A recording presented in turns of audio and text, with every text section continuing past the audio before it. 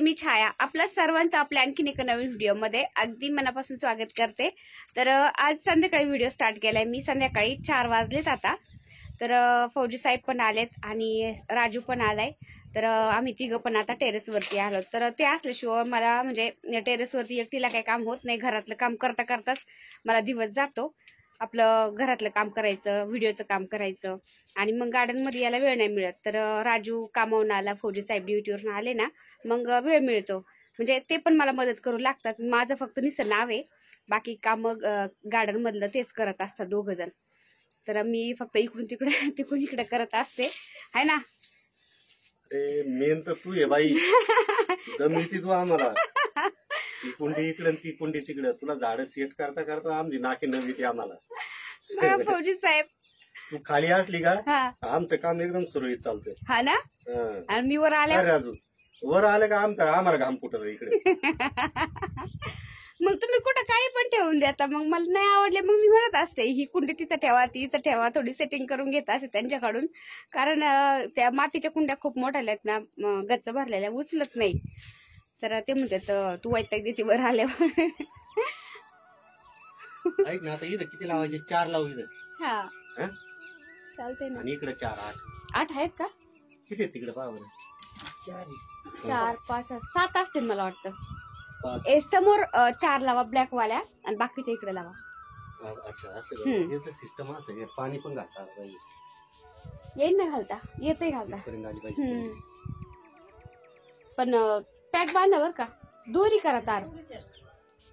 नाही अजून त्याला दोरी बांधायची भाऊ. तर दोरी तार बांधा बर का. ती 4 पट बांधतो. 4 पट ते पा 4 पट म्हणजे 4 पदर करून कुंडी बांधतो बोलते.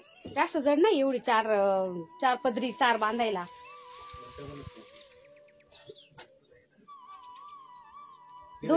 हा दोरी नाही जमणार काय?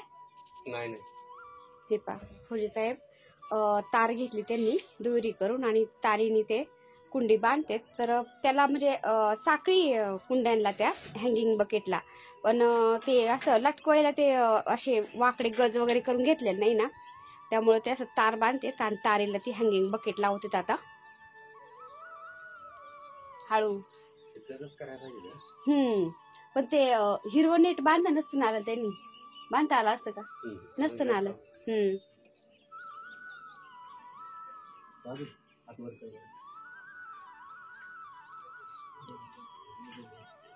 अजून वर घेतलं तरी चालेल. हा वर घ्या. अजून पाणी घालता आलं पाहिजे का?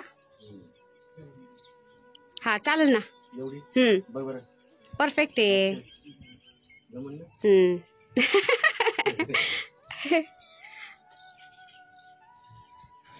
ती तार पुन्हा वर त्याला आता गुंडाळून घ्या.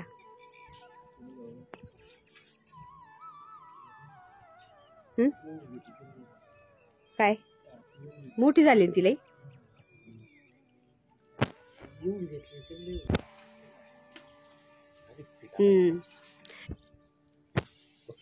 तारीची साखळी येईन ती त्याला. ओके पॅक झालं एकदम. असंच करा आता.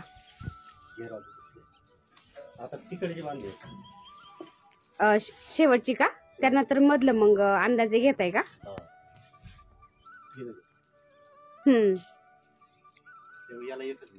हा ना. अरे वा. म्हणजे ते रिपोर्टिंग करायला खाली काढता आली पाहिजे नाही का? असंच करा. ते पण येईन काढता येईल ना.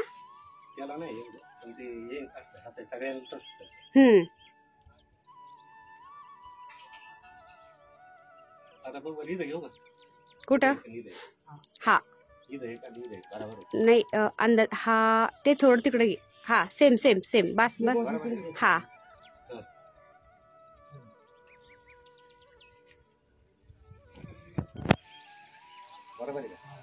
थोडं वर, थोडं जस्ट. हा परफेक्ट. त्याची हाईट परत काय पाहतोय तो पाणी घालायला.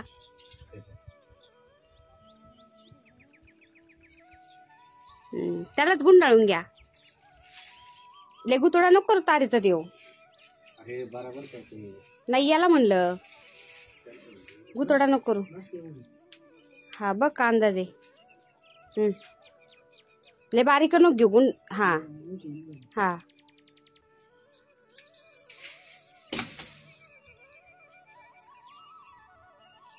मस्त पॅक झालं बर का. भारी झालं. छानच. आता रंग येईन बघ. त्यात जाऊ मोठे होते नाही.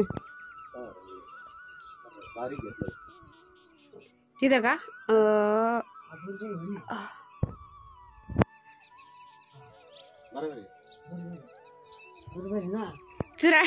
तिरा इकडून येऊन बघ ना. बरोबर आहे ना. तिकडून नसतं बघायचं, मधून बघायचं असतं. हा तुम्ही दोघच लई छान आहे. मी येडीच नाही ना. है ना राजू. तर हे समोरच्या बाजूनी फौजी साहेबांनी 4 हँगिंग बकेट लावल्यात आणि इकडल्या बाजूने अजून लावायच्यात. तर ते वेलच नाही येत लावायला. फौजी साहेब बोलले आता नर्सरीतून वेल आणले ना उद्या मग आपण बाकीच्या हँगिंग बकेट लावून देऊ. तर ह्या हँगिंग बकेट लावलेत ना तर आताच इतकं छान दिसतंय ना. तर त्याच्यामधले खाली वेल एकदा लोंबले ना खूप भारी वाटन. हे गुलाबाचं झाड कितीला मिळायला एक 50 रुपयाला एक का. तर बऱ्याचशा ताईंच्या कमेंट होते की ताई गुलाबाचे झाड कितीला मिळाले. तर हे पहा गुलाबाचे झाड आपल्याला हे 50-50 रुपयाला मिळालेत. पण खूपच छान आहेत. हे बघा खूप म्हणजे डार्क कलर आहे याचा आणि कळी पण खूप भारी आहे. हे बघा आणि ही पण कळी खूप छान आहे. हे ऑरेंज कलर आहे जरा जरा असा. हे बघा आणि हे काश्मीरी गुलाब किंवा बटन गुलाब म्हणते त्याला. तर याला खूप काळ्या असतात. हे बघा खूप काळ्या आहेत याला. हे एक आणले आणि हे पिंक कलरचं आहे आणि याची कळी पण खूप भारी आहे. हे बघा म्हणजे फुल खूप छान आहे. तर असं फुल उमललेलं असलं ना आपल्याला म्हणजे पाहून आणता येतं की याचं फुल कसं आहे काय. त्यामुळं फुल उमललेलेच आणलेत मी. छान आहेत हे. आणि पहिले गुलाबाचे 3 झाडं आणलेली मी ते इकडे चुलीकडे ठेवलेले आहेत.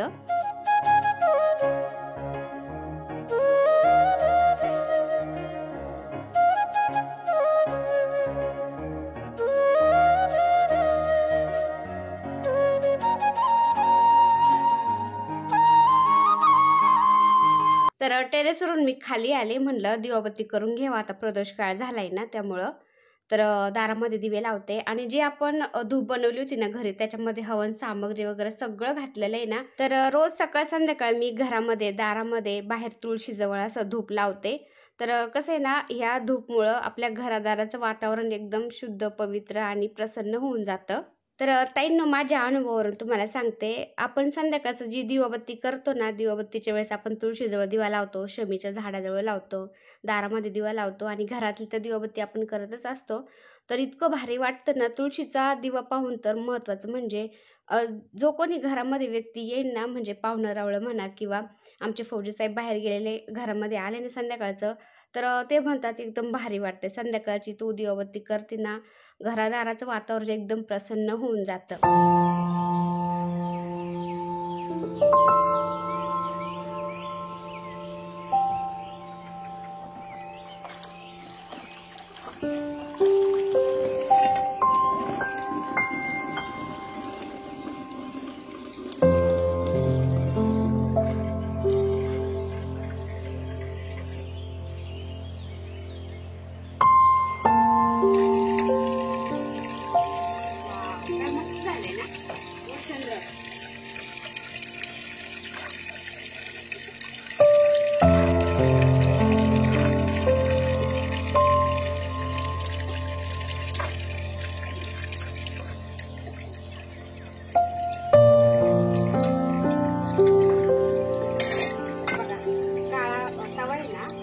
आधी माती घातली घ्यायचे त्यानंतर मी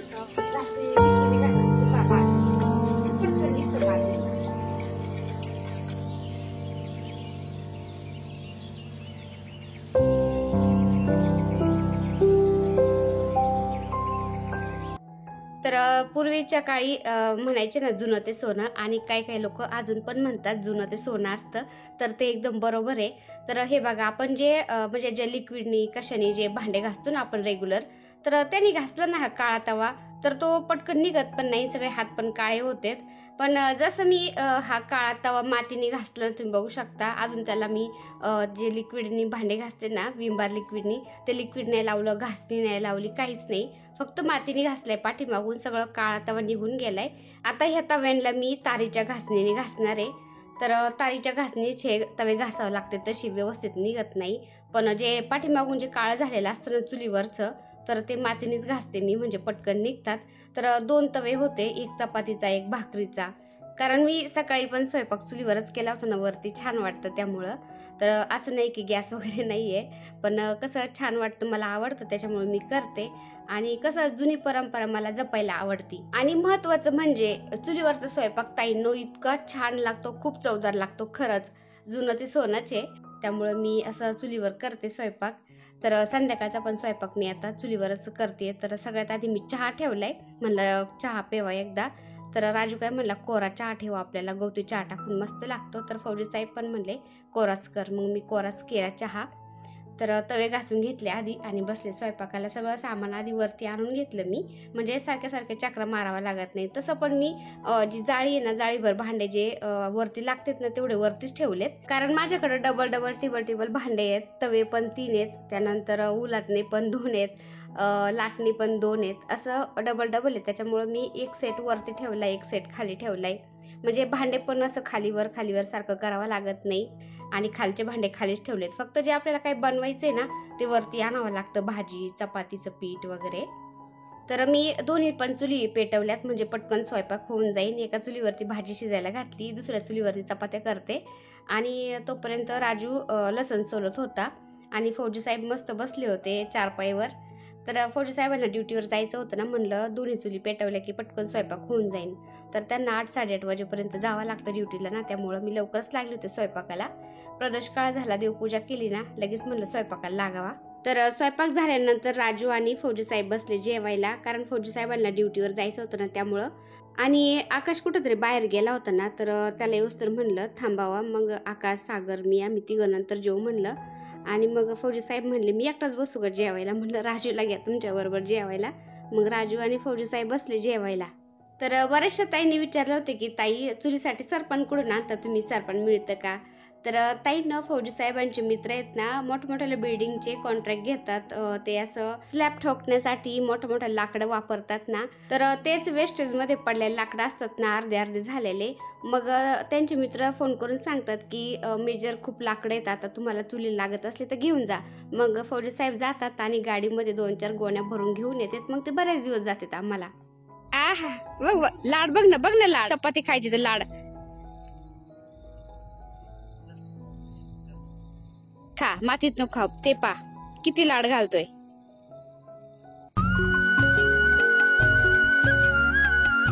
तर पाठीमागच्या वर्षी पण मोरावळ्याचा व्हिडिओ आपल्या चॅनलवरती मी टाकला होता ना, तर बऱ्याचशा ताईंच्या कमेंट येत होते की ताई आता आवळ्याचा सीझन चालू आहे ना, तर मोरावळ्याचा व्हिडिओ टाक.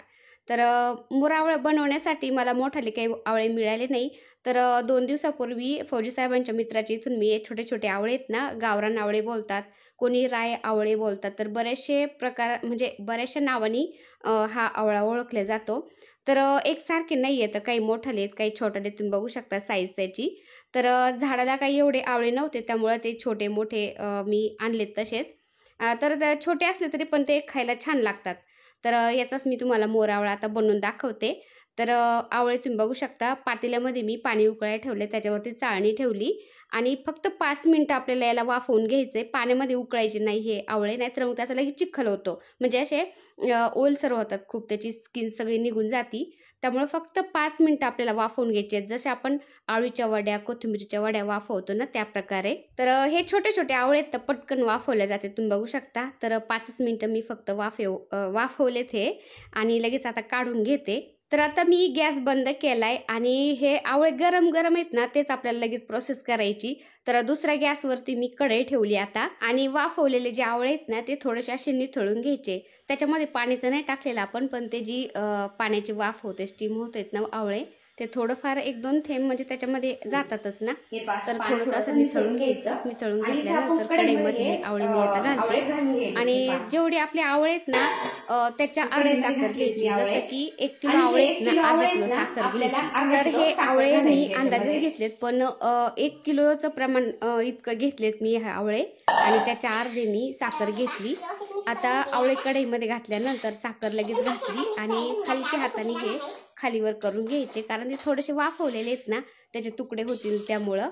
तर हलक्या हाताने मी आता ओलातण्याने थोडेसे हे आवळे खालीवर करते, म्हणजे साखर मिक्स झाल्या जाईल त्याच्यामध्ये, नाही का. आणि साखर घातल्यानंतर सारखं सारखं हलवत राहायचंय, नाहीतर मग ते साखर खाली बुडायला लागती आणि मग ते व्यवस्थित होणार नाही, किंवा साखर थोडीशी जळायला गेली का तर त्याचा कलर जास्त डार्क होऊन जाईल.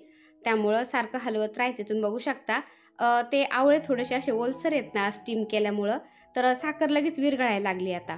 त्यामुळं आवळे वाफवले ना, गरम गरम आहेत तेच आपण साखर घालून ही प्रोसेस करायची, म्हणजे त्याला पाणी वगैरे टाकायची गरज पडणार नाही आणि साखरेमध्येच ते छान आवळे शिजले जातात आणि मोरावळा छान होतो आपला, खराब होत नाही जास्त दिवस ठेवला तरी पण. तर तुम्ही बघू शकता आवळ्यामध्ये पूर्ण साखर विरघळली आता, तर सारखं सारखं हलवायची गरज पडणार नाही. आता बाकीचं काम आपण करू शकतो आणि बाकीचं काम करता करता आवळे थोडे थोडे मध्ये मध्ये हलवत राहायचे. तर जे एकदम छोटे छोटे आवळे आहेत ना, तर ते मी बाजूला काढले होते आणि मोठाले मोर आवळ्यासाठी वेगळे केले होते. तर जे मीडियम साईजचे आहेत ना, तर ते मी पुन्हा स्टीम करायला टाकते. तर याचं मी लोणचं बनवणार आहे. तर आज मी फक्त तुम्हाला मोरावळ्याची रेसिपी दाखवते आणि उद्याच्या व्हिडिओमध्ये मी तुम्हाला आवळ्यापासून लोणचं कसं बनतं त्याची रेसिपी दाखवन, कारण व्हिडिओ खूप मोठा होईल ना त्यामुळं. आता ह्या आवळ्यांना पण मी 5 मिनिटं वाफवून घेते आणि आपल्या मोरावळ्याचं काय झालंय ते पाहते. आता आवळ्यामध्ये आपण साखर घातल्यानंतर चांगलं 20-25 मिनिटं याला शिजून द्यायचं, म्हणजे साखर आवळ्यामध्ये आतमध्येपर्यंत जाती. आता साखरेमध्ये आपले आवळे शिजतात, 20-25 मिनिटं होत आलेत, तरी पण हे थोडंसं असं आपल्याला वाटतंय ना की पातळ आहे, तर नाही, हे एकदा थंड झालं ना ते एकदम आपल्याला घट्ट वाटतं. तर मी गॅस लगेच नाही बंद केला. 20-25 मिनिटं झाल्यानंतर थोडासा बारीक गॅस करून बारीक गॅसवरतीच हे थोडंसं शिजून दिलं. तर तुम्ही बघू शकता कसा कलर बदलला आहे आपला आवळ्यांचा. तर आता पूर्ण गॅस जर बंद केला आणि पूर्ण थंड होऊन दिलं ना, तर जो पाक उरलेला आहे ना याच्यामध्ये आवळ्यामध्ये, तर तो एकदम असा जसा मध असतो ना घट्ट, तसा तो पाक होऊन जातो एकदम घट्ट. तर हे मस्त कलर आलाय आपल्या आवळ्यांना आणि अजून त्याच्यामध्ये मुरले ना 1-2 दिवस, तर अजूनच छान कलर येतो आणि खायला तर इतके भारी लागतात नाही आवळे. तर ज्या ताईंकडून मी हे आवळे घेऊन आले ना, तर त्या ताई बोलल्या की मी मोरावळा करण्याचा प्रयत्न केला, पण त्या आवळ्यांचा एकदम असा चिखल झालात, कारण त्यांनी पाण्यामध्ये वाफवले उकळले होते. त्यामुळं आवळे कधी पण पाण्यामध्ये नाही उकळायचे, असे स्टीम करून घ्यायचे, वाफवून घ्यायचे आणि मग साखरेमध्ये शिजवायचे, 1 थेंब पाणी न घालता, म्हणजे मोरावळा छान होतो. आता हे आवळे अजून गरमच आहेत, तरी पण एकदम रसरशीत वाटते, तुम्ही बघू शकता. तर ह्या पाकामध्ये जर अजून 1-2 दिवस मुरले नाही हे आवळे, एकदम भारी वाटते, एकदम डार्क कलर होईल त्याचा आणि खायला पण छान लागतील. तर असेच आपण काचेच्या बरणीमध्ये भरून ठेवायचे किंवा एखाद्या डब्यामध्ये भरून ठेवायचे. शक्यतो काचेच्या बरणीमध्येच भरून ठेवलेलं चांगलं, आपण कितीही दिवस त्याला ठेवू शकतो. तर वर्षभर माझा मोरावळा अजिबात खराब होत नाही. पाठीमागच्या वर्षीचा मोरावळा अजून मुलं खातात. तर मला मोठाल्या आवळ्यापेक्षा आहे ना हे छोटालेच आवळे खूप आवडले. तर त्या झाडाला जास्त नव्हते ना, तर ही अशी साईज पाहिजे आवळ्याची, तुम्ही बघू शकता मोठाली साईज पाहिजे ह्या आवळ्याची. तर याच्यामध्ये बारकले पण भरपूर येतं, पण काही हरकत नाही, खायला छान लागतात ते. तर दुसऱ्या वेळेस मी आता ताईंना सांगितले मला बरेचसे आवळे ठेवा तुम्ही, त्या म्हणल्या ठेवन. तर हे एकदम असं थोडं जरी थंड झालंय ना, तर तो पाक आहे ना एकदम असा मधासारखा घट्ट झालाय. तर मस्त होतात, नक्की ट्राय करा तुम्ही पण. आणि त्यामधून थोडे थोडे मोठाले आवळे काढलेत ना मी वाटीमध्ये आता मुलाला खायला, तुम्ही बघू शकता इतके भारी लागतात नाही आवळे. तर तुम्ही पण नक्की ट्राय करा आणि कसे झालेत ते मला कमेंट करून सांगा. तर चला व्हिडिओ इथंच एंड करते मी. व्हिडिओ आवडला असेल तर एक लाईक करा, चॅनलवर नवीन असाल तर प्लीज आपल्या चॅनलला सबस्क्राईब पण करा. चला तर भेटूया पुन्हा अशाच एका छानशा व्हिडिओ बरोबर. तोपर्यंत बाय. व्हिडिओ बघितल्याबद्दल खूप खूप धन्यवाद सर्वांचे. सर्वांना श्री स्वामी समर्थ.